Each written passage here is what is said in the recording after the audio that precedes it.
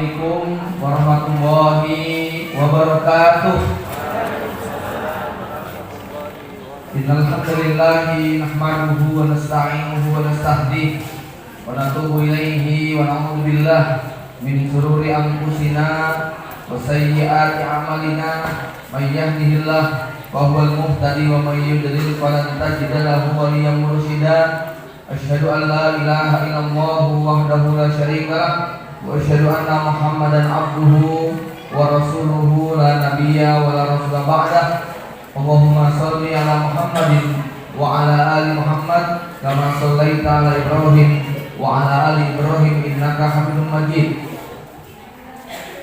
Raditu billahi rabba wa bil islami dina wa bi Muhammadin nabiyya wa rasula. Asbahna ala fitratil Islam wa kalimatul ikhlas wa ala dini nabiyyina Muhammadin sallallahu alaihi wasallam wa ala millati abina Ibrahim hanifan muslima wa ma kana minal musyrikin. Allahumma inna nas'aluka ilman nafi'a wa rizqan thayyiba wa amalan mutaqabbala. Allahumma a'inna ala dzikrika wa syukrika wa husni ibadatika. Rabbana hab lana min ladunka dzurriyyatan thayyibatan innaka sami'ud du'a. Allahumma taqabbal minna innaka antas samiul alim wa tub 'alaina innaka antat tawwabur rahim. Wa ba'du.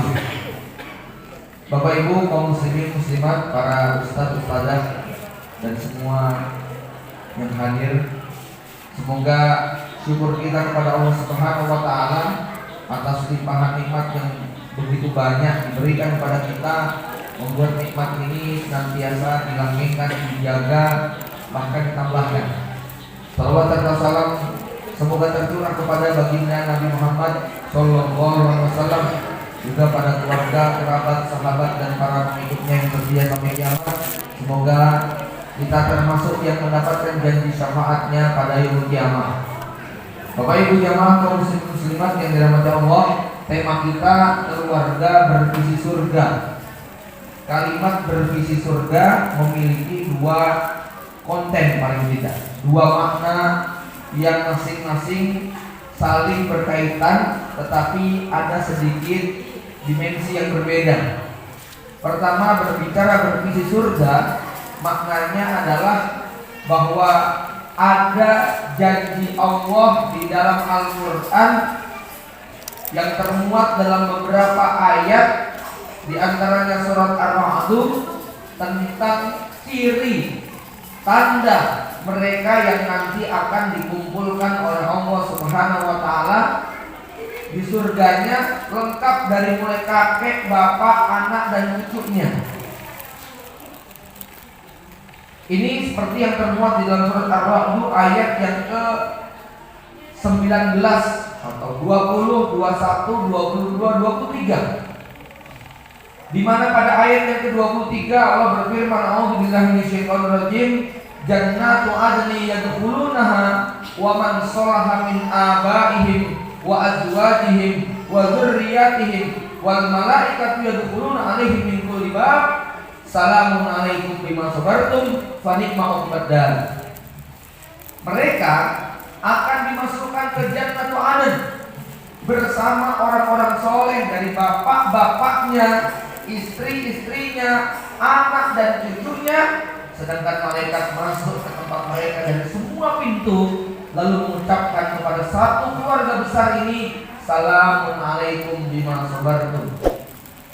Keselamatanlah bagi kalian wahai generasi solihin dan solehat yang masuk surga bersama-sama, sebab kalian begitu sabar dalam menghadapi segala ujian, fitnah dan penderitaan di dunia. Nah, ini ayat 23, 24 Allah sebutkan setelah Allah menyebutkan pada ayat 20, 21, 22 tentang ciri dan tanda-tanda mereka. Ya, ini yang kita maksud dengan keluarga bervisi surga, keluarga yang punya motivasi, punya target, punya visi dan misi bahwa mereka bukan hanya berkumpul bahagia di surga di dunia, tetapi mereka juga ingin melanjutkan kebahagiaan itu sampai di akhir kelak. Dan ini tentu membutuhkan perjuangan yang sangat luar biasa. Pada ayat ini juga menjadi isyarat betapa orang-orang yang bapaknya itu soleh, kakeknya soleh, anak-anaknya, cucu-cucunya yang mungkin kualitasnya biasa-biasa saja, mereka akan terangkat tanpa mengurangi sedikit pun keutamaan bapak-bapaknya. Mudahnya kalau di dunia, Pak, ada orang kaya, ada seorang kiai, ada seorang pengusaha, ada orang hebat, itu anaknya walaupun masih SD, namanya terangkat tidak, Pak? Ini loh anaknya Pak Ustaz, ini loh anaknya Pak Kiai, ini loh anaknya Presiden. Biasanya begitu. Walaupun mungkin anaknya masih pelongo-pelongo, nggak ngerti apa-apa, di dunia saja sudah dimuliakan. Nah, Allah Subhanahu wa Ta'ala memberikan karunia kepada mereka. Kalau ada anak kecil yang diangkat derajatnya di dunia karena faktor harta, karena faktor keturunan, karena faktor kekuasaan, karena faktor kedudukan dan jabatan, maka oleh Allah Subhanahu wa Ta'ala anak-anak kecil tadi di akhirat diangkat derajatnya setara dengan bapaknya, bukan karena faktor-faktor dunia, tetapi karena faktor kesolehan semata. Nah, inilah beruntungnya anak yang memiliki orang tua yang soleh dan solehah. Kenapa? Mereka yang belum punya kedudukan dan nilai apa-apa, ya, Allah janjikan di dalam ayat yang lain, A'udzubillahi minasyaitonirrajim, walladzina amanu wattaba'athum dzurriyyatuhum biiman alhaqna bihim dzurriyyatahum wa ma alatnahum min amalihim min syai' kullu imri'in bima kasaba rahin. Orang-orang yang beriman, yang anak cucu mereka juga ikut dalam keimanan, maka alhaqna bihim dzurriyyatahum, kami akan hubungkan anak cucunya tadi dengan bapak dan kakeknya, ya, dihubungkan anak cucu mereka dengan bapak-bapaknya, dan kami tidak mengurangi sedikit pun pahala amal mereka. Dalam hal ini Imam Jalaluddin Asyuti di dalam tafsir Jalalain beliau mengatakan bahwa maksud dari kami hubungkan anak cucu mereka, yaitu anak cucu mereka kelak nanti akan di surga, sehingga sama derajatnya dengan bapak dan kakeknya, walaupun anak cucunya belum beramal, belum berprestasi seperti bapak dan kakeknya.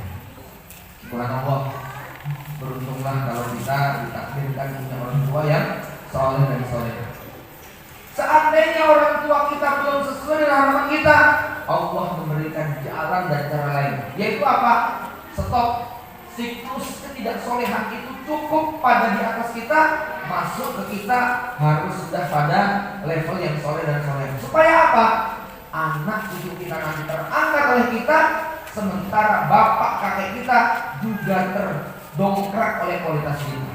Apa dalilnya? Dalam sebuah riwayat disebutkan, kelak di hari kiamat ada bapak-bapak, ada orang tua yang dapat surprise, kejutan dari Allah Subhanahu wa Ta'ala dalam bentuk gunungan pahala yang luar biasa, yang bapak ini gak ngerti dari mana asalnya.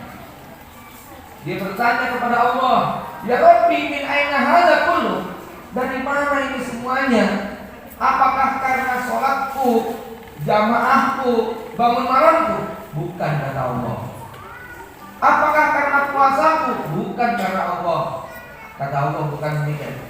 Apakah karena umroh dan haji? Bukan, kata Allah. Lalu terus dari mana ini semuanya? Maka Allah kemudian menjawab, min istighfari waladika. Semua kau dapatkan karena doa dan permohonan ampun yang tak putus dipanjatkan oleh anak-anakmu. Bapak Ibu yang dirahmati Allah Subhanahu wa Ta'ala, inilah kebahagiaan yang sangat luar biasa bagi kita sebagai orang tua maupun sebagai seorang anak, ketika kita kemudian menjadi orang-orang yang soleh dan soleh. Bapak Ibu yang dirahmati Allah Subhanahu wa Ta'ala, pertanyaannya, amalan apa yang Allah sebutkan dalam ayat 20, 21, 22 tentang sekeluarga dari kakek sampai anak cucunya yang mereka dipersilahkan untuk masuk ruang surga secara bersama-sama, diberi ucapan para malaikat yang masuk di dalamnya mengucapkan salamun alaikum bima sabartum, ya, keselamatan atas kalian, ya, karena kesabaran kalian. Ingat Bapak Ibu sekalian, besok ucapan malaikat saat menyambut kita di surga bukan ucapan selamat karena kamu orang kaya, bukan. Selamat karena kamu orang pintar, bukan. Selamat karena kamu orang ganteng, banyak followernya, bukan. Selamat karena kamu anaknya orang kaya, bukan. Tapi Allah ucapkan, malaikat mengucapkan selamat kepada mereka di gerbang pintu surga. Salamun alaikum bima sabartum. Keselamatan atas kalian karena kalian sabar meniti jalan hidup yang penuh dengan ujian. Karena biasanya sabar itu identik dengan perkara-perkara yang tidak kita sukai. Keselamatan atas kalian wahai ibu yang sabar mendidik anak-anaknya sejak kecil. Tak peduli rewelnya mereka, tangisnya mereka, bandel nakalnya mereka, bahkan perilaku sikap kata-kata yang menyakiti orang tuanya, Anda bersabar menghadapi mereka. Ya, bapak-bapak, selamat atas kalian karena kalian sabar mendidik istri-istri kalian, sabar mendidik anak-anak kalian. Bapak Ibu sekalian, ini konteks sabar dalam menghadapi keluarga ini begitu banyak dimensinya dalam Al-Quran. Misalnya, bagaimana Allah mengingatkan wa'mur ahlaka bis-sholati wastabir 'alaiha. Wahai orang tua, perintahkan keluargamu, istrimu, anakmu untuk menegakkan sholat. Bangunkan ketika sudah panggilan azan berkumandang. Wastabir 'alaiha. Apa perintahnya? Wastabir 'alaiha. Bukan wasbir, wastabir. Ada tambahan huruf ta yang maknanya apa? Lipat gandakan kesabaranmu tanpa batas untuk ngajak mereka sholat. Jangan putus asa bangunin anak kita sholat sampai di usia 18 tahun, 20 tahun. Rasulullah SAW masih bangunkan Ali bin Abi Thalib padahal sudah jadi menantu. Tidak gara-gara menantu kita ustaz, dia kemudian dibiarkan. Alah, aku ustaz terus ngerti masa orang tangi. Ternyata Rasulullah SAW itu masih membangunkan Ali bin Abi Thalib untuk berangkat ke masjid, masih mengingatkan. Ya, sabar bukan itu Pak. Aduh, masya Allah ya. Mau belajar sabar lagi dari Nabi yang lain? Belajar sama Nabi Nuh alaihissalam. Dakwah 950 tahun anaknya bangkang. Sampai detik-detik banjir bandang datang, naik ke puncak gunung karena ingin menyelamatkan. Dan Nabi Nuh mengatakan la asima alaikumul yaum. Ya, nggak ada yang akan selamat. Ya. Nabi Nuh mengatakan irkam mana ya bunayya irkam mana wala takum al kafirin. Sabarnya Nabi Nuh pada detik-detik yang menegangkan, mengatakan ya bunayya, panggilan cinta dan kasih sayang kepada anak yang sudah kafir dan membangkang, dipanggil dengan panggilan penuh cinta kasih sambil mengatakan wala takum al kafirin, kamu jangan bergabung sama orang-orang kafir. Tidak mengatakan anaknya kafir, tapi mengingatkan kamu jangan gabung sama orang-orang kafir. Kamu masuklah dalam bagian orang tua kamu. Ini kesabaran Nabi Nuh. Pak, jadinya jenengan itu punya anak ngeyel, punya istri bangkang baru 20 tahun rumah tangga, terus kayaknya apa-apa nih. Nabi Nuh 950 tahun. Dan jenengan punya istri kayak Nabi Nuh kira-kira dikapain Pak? Pegang, dijoli, gitu ya. Nabi Nuh tetap diperintah untuk sabar, tidak diceraikan. Ya, jemaah Bapak Ibu yang dirahmati Allah Subhanahu Wa Taala.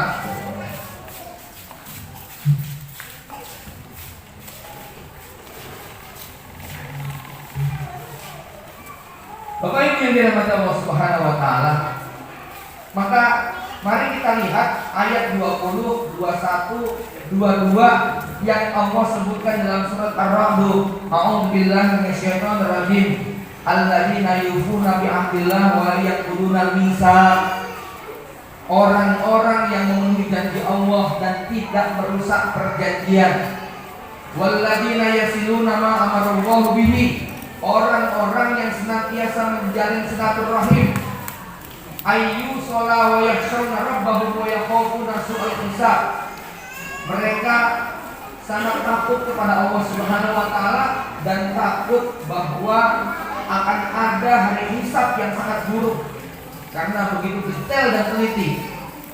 Walladzina sabaru tigha'a wajhi rabbihim, dan orang-orang yang sabar dalam rangka mendapatkan ridho Allah Subhanahu wa taala, wa aqamus shalah wa anfaqu mimma razaqnahum, menegakkan salat, mengeluarkan harta yang kami berikan kepada mereka sirra wa alaniyah, saat sembunyi maupun terang-terangan.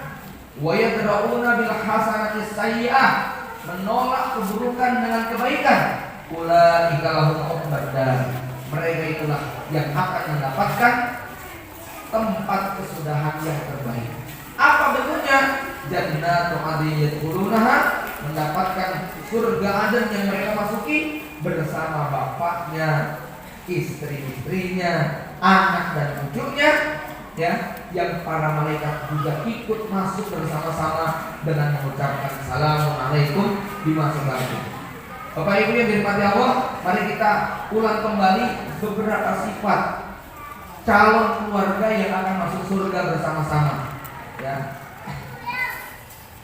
Yang pertama adalah mereka yang berupaya untuk memenuhi janji Allah Subhanahu wa taala, tidak merusak perjanjian.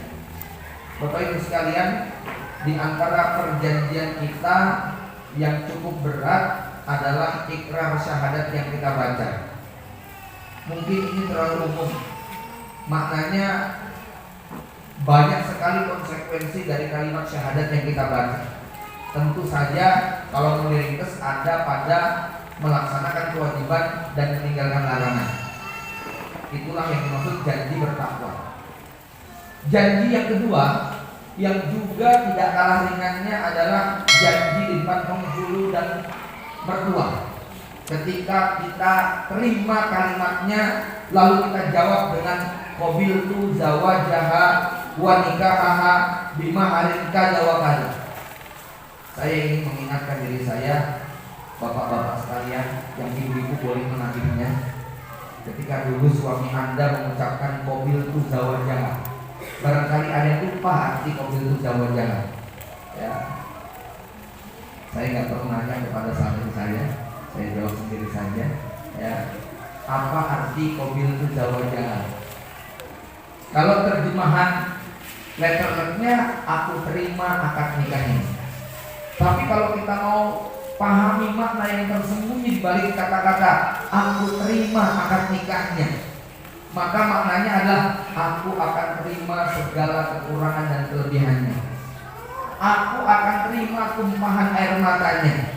Aku akan terima ngambeknya, marahnya, jengkelnya, dan segala keluh kesahnya.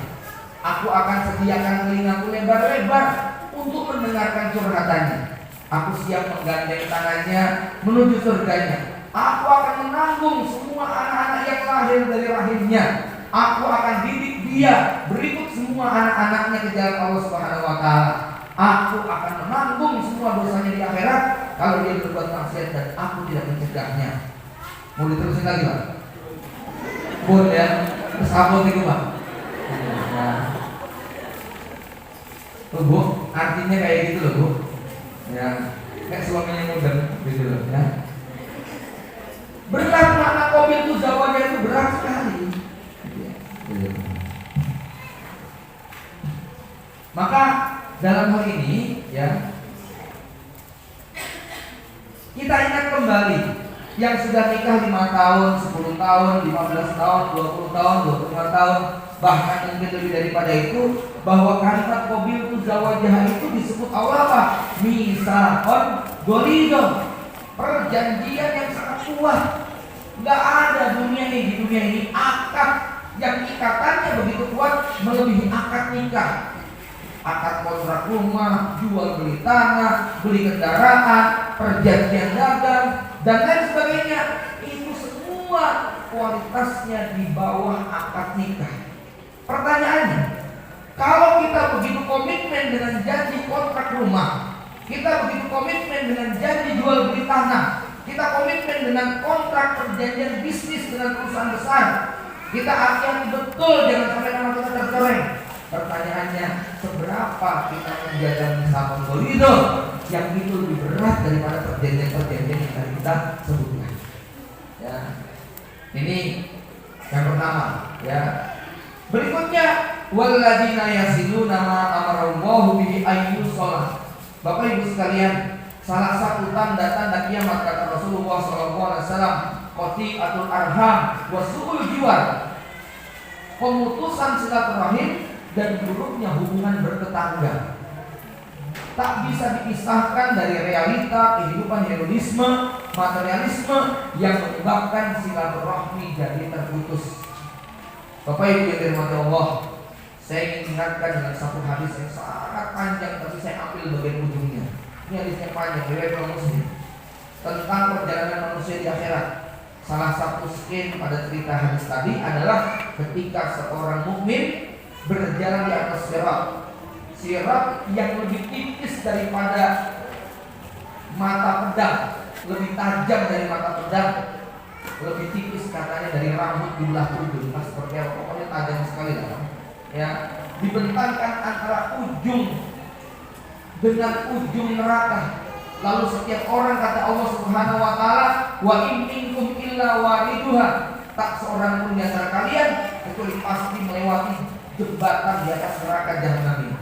Dan pada saat itu semua keterampilan kita, keahlian kita berakrobat di atas tali waktu di dunia nggak ada artinya, karena saat itu yang paling menolong adalah amal kita. Namun Bapak Ibu, saya ingin sebutkan ada dua amal yang kata Rasulullah SAW dalam riwayat tadi, dia akan menggandeng tangan kanan kita dan menggandeng tangan kiri kita. Apa dua amalan itu? Tangan kanan kita akan digandeng oleh silah, tangan kiri kita akan digandeng oleh hifdzul amanah. Ya. Kalau kita di dunia begitu kuat menjaga hubungan kekerabatan, kakak, adik, paman, bibi, sepupu, keponakan, kakek, cucu, kita rawat, kita jaga, yang memutus kita sambung, yang pelit kita bagi, ya, yang marah kita berikan senyuman. Kita berupaya untuk tidak memutus hubungan dengan mereka yang ada hubungan rahim, ada hubungan darah, ada hubungan nasab, ada hubungan waris. Ini yang dimaksud dengan silah. Ya. Maka kata Rasulullah SAW, tangan kanannya akan digandeng untuk menyeberangi sirat tadi sehingga tidak tergelincir. Semakin dia kuat menjaga silah, maka semakin kuat pegangan tangan kanannya. Yang tangan kirinya apa? Hifdzul amanah, menjaga amanah. Makin banyak dia jaga amanahnya, makin kuat genggaman tangan kaki, sehingga dia bisa berjalan di atas sirat tanpa tergelincir sama sekali. Apa di antara amanah yang paling nyata di depan mata? Di luar amanah ada tugas yang namanya pekerjaan, bisnis, dakwah. Tapi ada amanah yang lebih nyata di depan mata kita, yaitu amanah menjaga keluarga, yang lafaznya jelas disebutkan, ku anfusakum wa ahlikum nar. Bapak Ibu yang dirahmati Allah Subhanahu wa taala, ini bukan pekerjaan gampang, berat sekali, sehingga wajar kalau hadiahnya adalah ya dimudahkan ketika melewati sirat tadi. Bapak Ibu yang dirahmati Allah Subhanahu wa taala, maka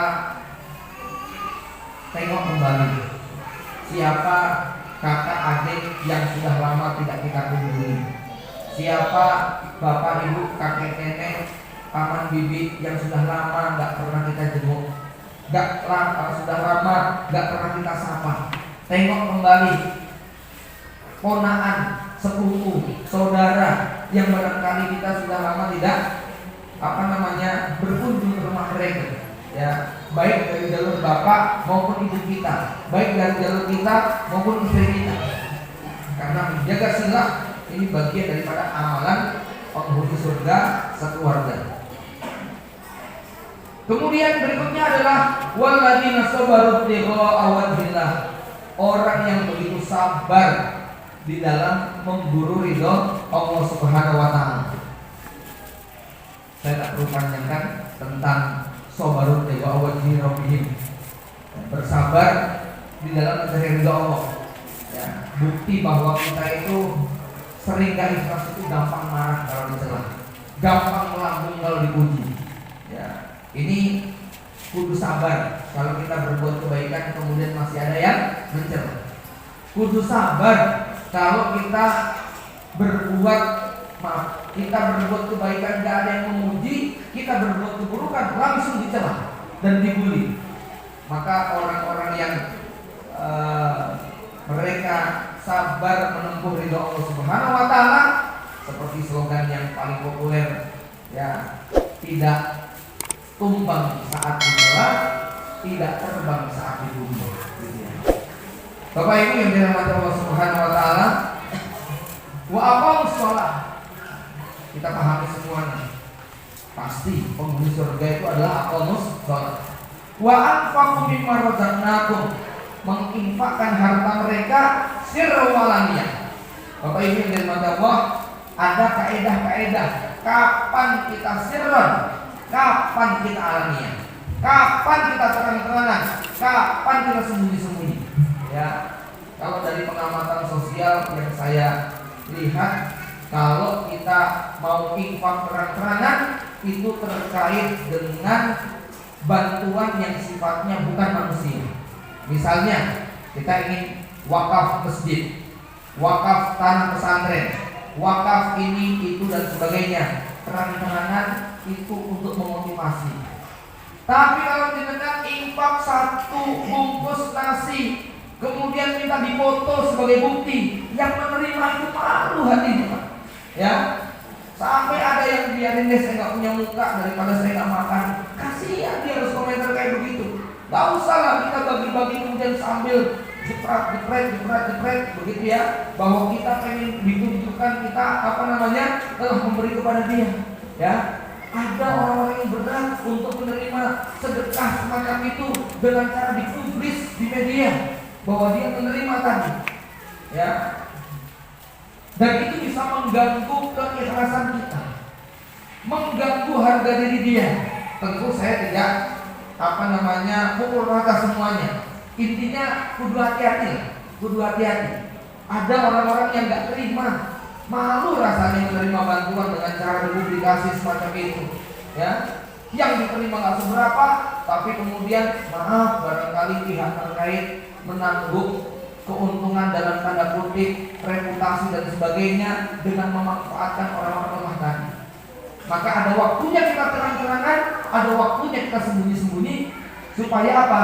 Supaya kita bisa melaksanakan dua-duanya ayat ini. Ya, Bapak Ibu yang dirahmati Allah Subhanahu wa taala. Kemudian apa? Wa yadra'una bil hasanati sayyi'ah. Mari jadi orang yang tetap mampu membalas keburukan orang dengan kebaikan. Al-ihsanu laisa an tuhsinu ila man asa'u ilaikum.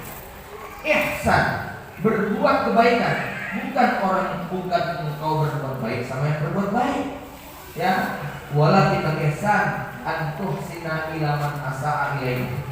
Yang dimaksud ihsan adalah kau berbuat baik kepada yang berbuat buruk kepadamu. Kalau kau berbuat baik kepada orang yang berbuat baik kepada kamu, itu keadilan. Tapi kalau kau berbuat buruk kepada yang berbuat baik kepadamu, itu kezaliman. Ihsan adalah berbuat baik kepada yang jahat sama kita, ngasih sama yang pelit sama kita, senyum sama yang cemberut dengan kita, menyambung sama yang memutuskan hubungan dengan kita, ya, berkunjung kepada yang memboikot kita. Itulah yang disebut dengan apa? Ihsan. Kalau besok kemarin dia datang kepada kita, gantian kita datang, itu bukan silaturahim, kata para ulama. Silaturahim itu apa? Anta silaki laman koto ailaih. Engkau menyambung yang putus. Tapi kalau kamu menyambung yang sudah tersambung, itu namanya mukafa'ah. Ya, balas budi di luar. Ya, Bapak Ibu yang dimaksud, tentu itu juga bagus. Ya, balas budi itu harus. Tapi pahala yang paling berat adalah pahala ihsan, pahala silah, menyambung yang putus, ya, memaafkan orang yang berbuat salah kepada kita sebelum dia minta maaf. Ini yang amalan yang paling utama, Bapak Ibu yang dirahmati Allah. Dan ini semua apa? Kata kuncinya satu aja, sabar. Coba diingat-ingat dari awal itu, menjaga amanah, menjaga sila, menjaga sholat, tidak pamer waktu sedekah, ya, mempublis di waktunya, menyambung yang putus, berbuat baik kepada yang jahat sama kita, itu hanya